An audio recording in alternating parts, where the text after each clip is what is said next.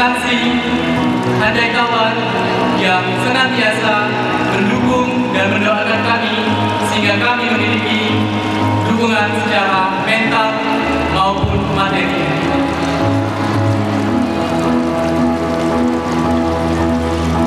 Now, I do believe the hardest thing in my life are to say hello in the first and goodbye in the last.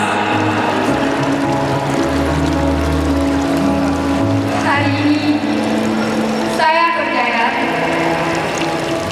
hal yang paling sulit adalah ketika mengucapkan kata hello di awal pertemuan dan mengucapkan kata selamat tinggal di akhir pertemuan. Dan tiba saatnya kami mengucapkan selamat tinggal. Semoga dengan apa yang telah kami berikan dan lakukan kepada Kabupaten Aceh Timur dapat terus menginspirasi generasi muda untuk terus berkontribusi, berinovasi, dan memberikan hal terbaik untuk kabupaten tercinta kita, Aceh Timur, khususnya di sektor pariwisataan. Harapan kami dengan diadakannya pemilihan Agamino Duta Wisata Kabupaten Aceh Timur 2018 akan membawa semangat baru bagi generasi muda yang menginspirasi dan berperan aktif dalam perkembangan pariwisata daerah tercinta kita, yaitu Kabupaten Aceh Timur. Aceh Timur. Gagah berjiwa, tidak berjumpa. Assalamualaikum.